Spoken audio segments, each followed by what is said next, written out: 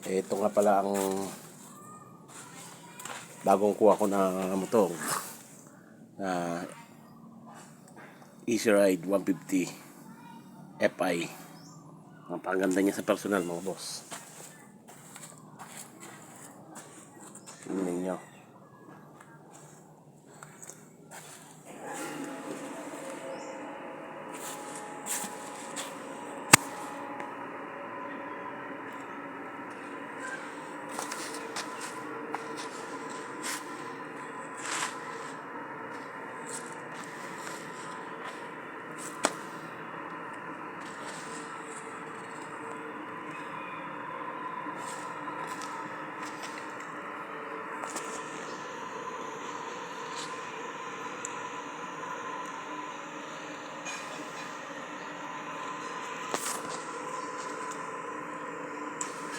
Panel gauge niya, napakaganda.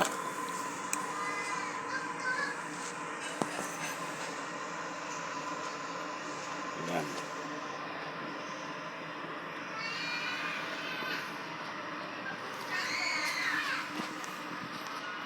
At yung mga switch niya, may mga ilaw na rin pagka pinark light mo.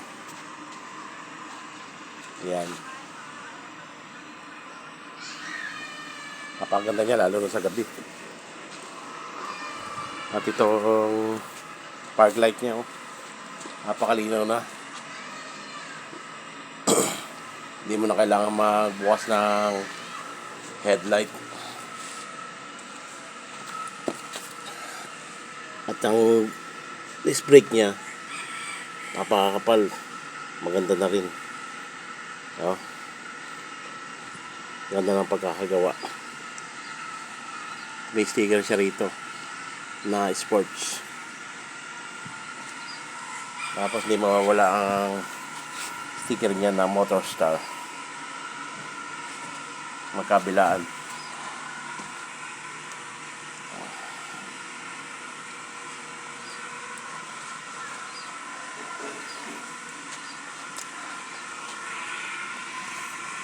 At sa gulong niya, sa harapan, may sukat na 130/60 by 13. At magandang klase na rin yung mugs niya.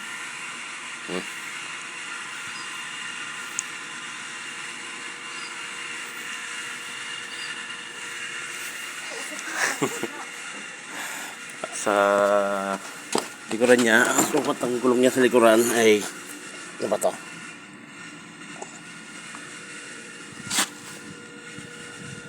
Makita. Ayun.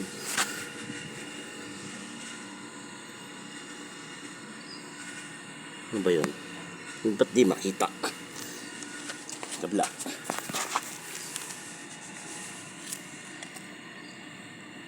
Ah, 130 rin. By 130/60 by 13. Parehas ng pala sila na sukat ng gulong sa likod at harap. Tapos may kickstart pa rin siya. Yan. Ang order nito nasa 16 pa lang. Wala pa, hindi pa gano'n nagagamit. Wala pa kasing pupuntahan eh. Pero maganda siya manakbo. Smooth na smooth.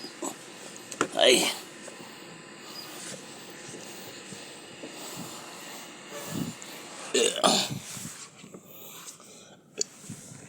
I-start natin.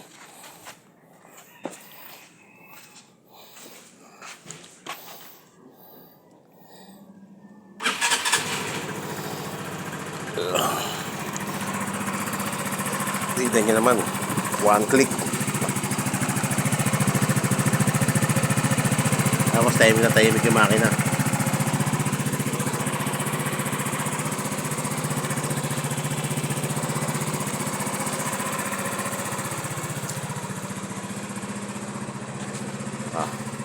LED na lahat ng ilaw.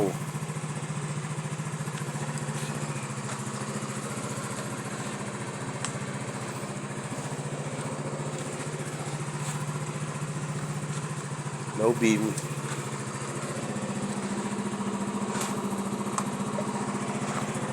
High beam.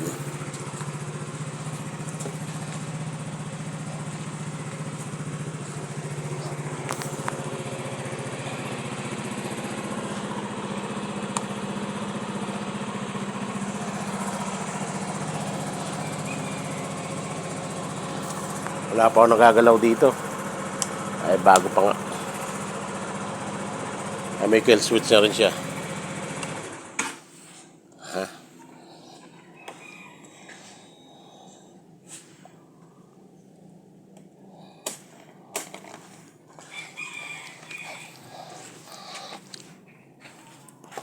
Ito, yung laging issue ro nito, yung speed sensor. Lagyan daw to ng ano, pero nung nakuha ko to, meron na. Kaya sabi nila hindi na napapasukin ng tubig to. Yan. Sa ngayon, wala pa naman ako nakaramdam issue kasi nga wala pa, hindi ko pa na nagamit ng gusto. Ang balik ko sa trabaho ay January 5 pa. Kaya palengke muna siya. Palengke bahay, palengke bahay. Ganun lang.